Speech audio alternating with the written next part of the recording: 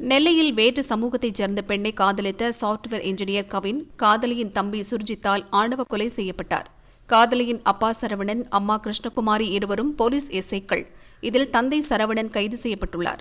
இச்சூழலில் கவின் உடனான உறவு பற்றியும் அவர் கொல்லப்பட்ட அன்று என்ன நடந்தது என்பது பற்றியும் கவினின் காதலி வீடியோ வெளியிட்டுள்ளார். நான் தான் சுபாஷினி. எனக்கும் கவினுக்கும் என்ன நடந்ததுன்னு எனக்கும் அவனுக்கும் மட்டும்தான் தெரியும்.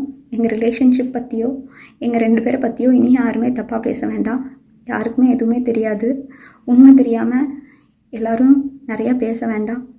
எங்கள் அப்பா அம்மாவுக்கும் இதுக்கும் எந்த சம்மந்தமுமே கிடையாது. அவங்கள பனிஷ் பண்ணணுன்னு நினைக்கிறது தப்பு. அவங்கள விட்டுருங்க. இவ்வளோ சுச்சுவேஷனில் எல்லோரும் அவங்கவுங்களுக்கு என்ன தோணுதோ அது எல்லாமே பேசிட்டீங்க. என்னோடய ஃபீலிங்ஸ் என்ன, நான் என்ன நினைக்கிறேன் அப்படிங்கிறத ரெஸ்பெக்ட் பண்ணி ஸ்ரீஸ் லவுட் ஸ்பீக்கருங்கிற பேஜில் ஒரே ஒரு பொண்ணு மட்டும் என்னை பற்றி பேசியிருக்காங்க. அவங்களுக்கு மட்டும் ரொம்ப தேங்க்ஸ். நானும் கவினும் ரொம்ப ட்ரூவாக லவ் பண்ணோம். கொஞ்சம் செட்டில் ஆக டைம் தேவைப்பட்டுச்சு. மே 30 அப்போ வந்துட்டு சுர்ஜித்தும் கவினும் பேசிக்கிட்டாங்க. அப்போது அந்த டைமுக்கு வந்துட்டு அப்பா கிட்ட சுர்ஜித் சொல்லிட்டான். அப்பா வந்துட்டு இந்த மாதிரி லவ் பண்ணுறியான்னு என்கிட்ட கேட்டப்ப, இல்லைப்பா நான் லவ் பண்ணல அப்படின்னு சொல்லிட்டேன். ஏன்னா கவின் என்கிட்ட டைம் கேட்டிருந்தான்.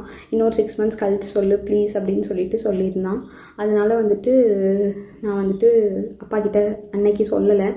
அதுக்குள்ளே நெக்ஸ்ட்டு அப்கமிங் மந்த்துக்குள்ளே இப்படி ஆயிடுச்சு. 2 பேருக்குள்ளே என்ன கான்வர்சேஷன் போச்சுங்கிறது தெளிவாக தெரியாது. ஆனால் கவினுக்கு ஃபோன் பண்ணி சுர்ஜித் வந்துட்டு பொண்ணு கேட்க வாங்க, இவ மேரேஜ்க்கு மூவ் பண்ணாதான் அடுத்து என்னோடய ப்ரொஃபஷனை பார்க்க முடியும் அப்படின்னு சொன்னான். அப்படிங்கிறது எனக்கு தெரியும் கண்டிப்பாக.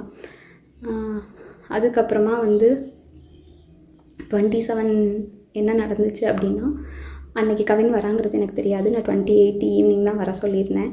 அவங்க தாத்தாவுக்கு தலையில் சூச்சர்ஸ் இருந்ததுனால நான் வந்துட்டு ரூம் பார்த்துட்டு அட்மிட் பண்ணணும்னு யோசிச்சுருந்தேன்.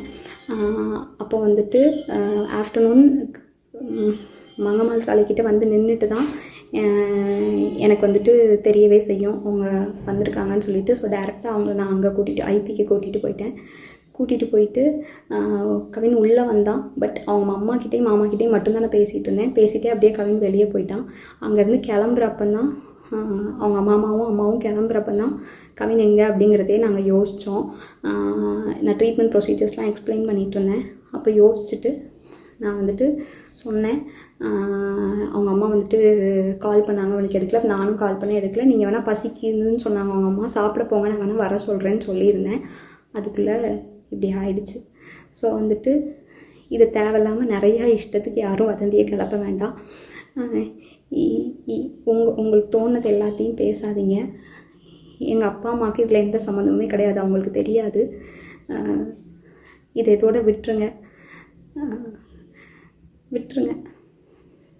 அவ்வளோதான்.